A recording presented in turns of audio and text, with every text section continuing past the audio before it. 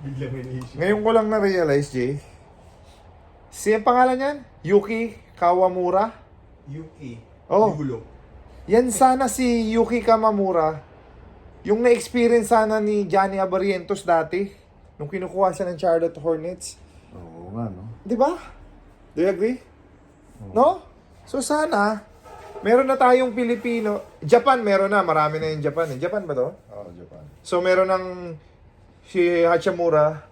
Saka siya. Dami na. Marami ng Japanese. Dami na ng Japanese, Chinese. Alam ko may Korean din dati. Ito gusto kong itanong kay Johnny Abarrientos. Coach Johnny Abarrientos, kung may time machine ba? Tapos isasakay kita. Tapos babalik tayo sa nakaraan. Tapos may offer yung NBA. Iti-take mo ba o hindi yung chance na sana meron na tayong pure Filipino blood na naging NBA player? Ikaw, masasagot mo ba yun? Ha? That's a good question. I'm ano din eh. Excited din ako marinig yung sagot ni Idol Johnny A. Tawagan mo. Ako number. Sa messenger. Random lang. Pag hindi sumagot, hindi wala. Pero tawagan mo. Go. Wala akong ano ni Kuya Johnny. Sige. Mga amazing sa setup natin. Gagawa ako ng Zoom video call with Coach Johnny Abarrientos. Kasi ako... Yung teammate ni Kai Soto eh. Yung Oh. point guard na yan. Yan yung point guard ni Kai Soto. Diba? Niisip mo si Kai Soto yung papasok sa NBA. Siya pala. Oh. Ngayon, yung hindi nakakilala kay Yuki Kawamura, napabilib po yung healther band. Ano masasabi mo kay Yuki Kawamura? Galing bro, sarap panoorin. Galing ng ano niya, vision niya. Tapos may shooting. Nagpe-pressure siya sa backcourt. Diba? Tapos ano rin eh. Lumalaban eh. Binabump niya yung mga 7-footers. Yeah, yan yung gusto nung ano. Mga amazing yan ang gusto ng mga Pilipino. Kasi, yung mga Pilipino, we are built hindi ganong katangkadan eh. Hindi kagaya sa States, diba? Sa Europe, sa Germany. Halos malalaki. Ito, nakachamba lang tayo. May Kai Soto tayo. Humaba ng sobrang haba. Pero sana, ito, lahat naman tayo nagbabouch kay Kai Soto. Sana makapag-NBA din si Kai Soto para, alam mo, nanonood tayo ng NBA, meron tayong inaabangan, no? Kasi hindi mo naman, tayo, to be honest, ikaw, honest tayo, si Jordan Clarkson, do you consider him Filipino? Naaabangan ng mga kapwa Pilipino? Wala doon sa level na dapat kay Kai Soto or kay Johnny Abarrientos sana, di ba? Oh, iba yung ano, yung Homegrown talaga. homegrown. Na dito talaga lumaki, dito natin siya nakapanood, dito natin nakilala, di ba? So, kay Soto, alam ko mabigat yung responsibility mo. But we still believe. 'Di ba? Bata pa naman eh. He's only what, 22? Yeah. 'Di ba? Kasi eto, kinukompare din namin si Yuki Kawamura kay Bronny James. Si Yuki Kawamura, mga ka-amazing, ay 5'8". Si Bronny James ay 6'2", di ba? Sabi, listed. Ang performance ni Yuki Kawamura ang layo. So, hindi pa natin alam kung magde-develop pa si Bronny James, yung anak ni LeBron James. Pero, ito, humanga na tayo, mga kapwa natin Pilipino. At least, Asian. Malapit sa atin, di ba? And 5'8". Si Coach Johnny, ano height? Mga 5'9", mga 5'9", 5'10". Mas matangkad pa? Feeling ko. Sayang, no? Yun na sana, no? Nabuksan na sana ni Coach Johnny Abarrientos yung pintuan ng NBA sa mga Pilipino. Sisikat to bro. Mas ano pa to kay... Hindi, hirap. Isip ko parang Jermelin pero grabe din yung ano ni Jermelin eh. Yung hype, no? Hindi, yung ano niya, yung effect niya eh. Di ba? Yung Lensanity. Oo, yung nasa New York siya. Oo. No? So, there you go, mga ka-amazing. Abangan nyo, Yuki Kawamura. Pre-season pa lang, napabilib na tayo. Di ba? Alright? So, amazing. Amazing natin dyan. Naalala nyo ba? Nung yung nilalaro natin nung kabataan natin, nung unang panahon. Yung ending na nilalaro natin noon, na di papel pa. Parang ito. Yung dating mahirap laruin, ngayon online na. Malalaro nyo siya anytime, anywhere, gamit lang inyong cellphone. At pwede nyo rin i-click ang aming website ng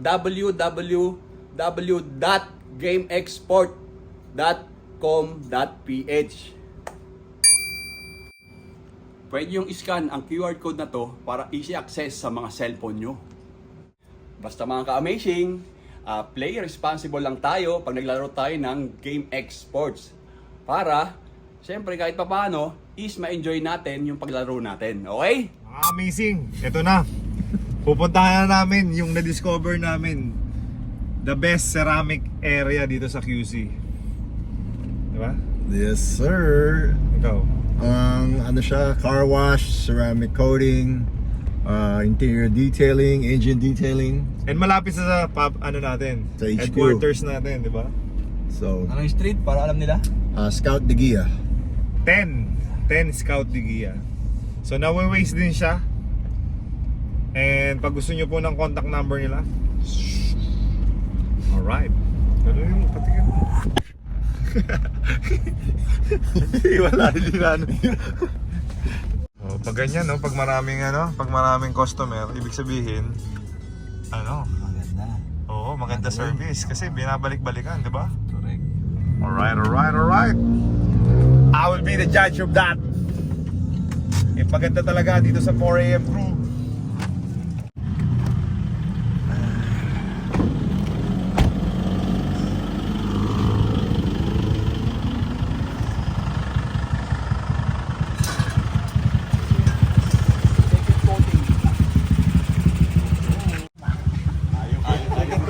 Ayaw mo tumihan. Grabe naman!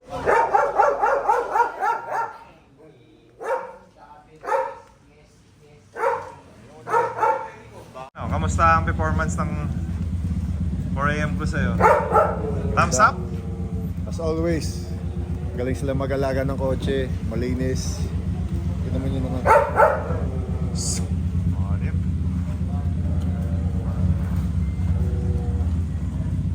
Amazing. Uy! Ayun na pa ikaw! Ano to, Belgian Malinois? Kaya pala eh. Mamaselan siya sa kotse niya.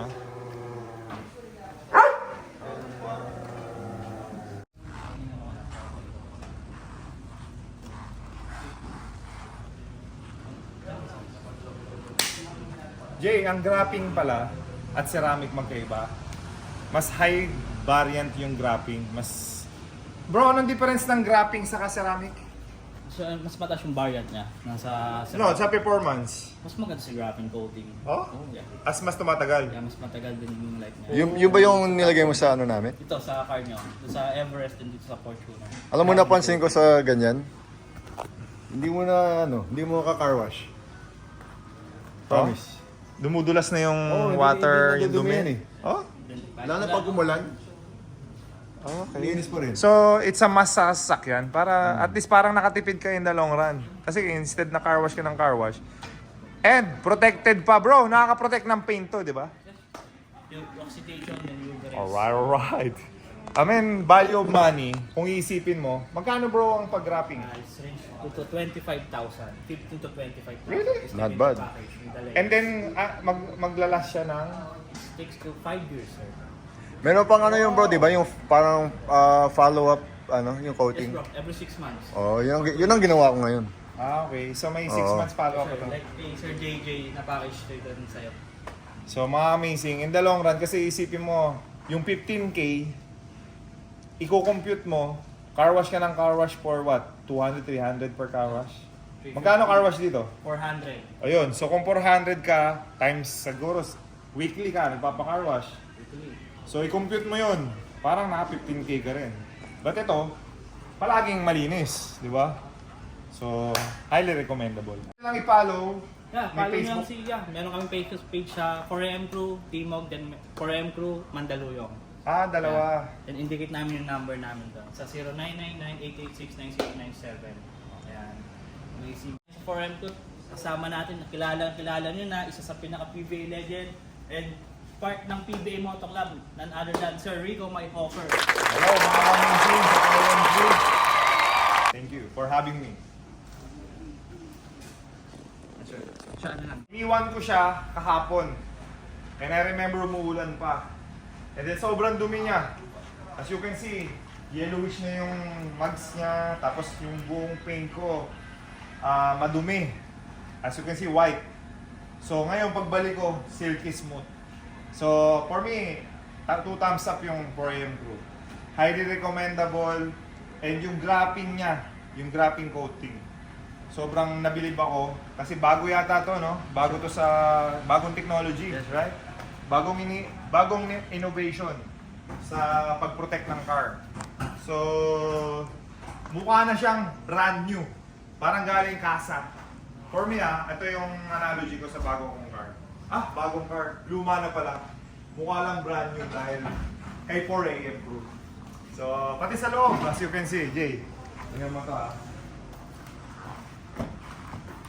So package na yun. Yes, Pati sir. loob, pag nagpag-wrapping ka. Yeah.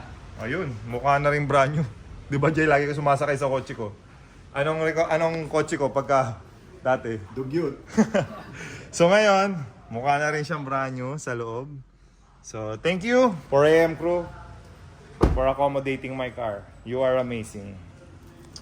Sharan! Ganda nga ako. Tingnan mo Jay. Grabe yung shine, no? Oh.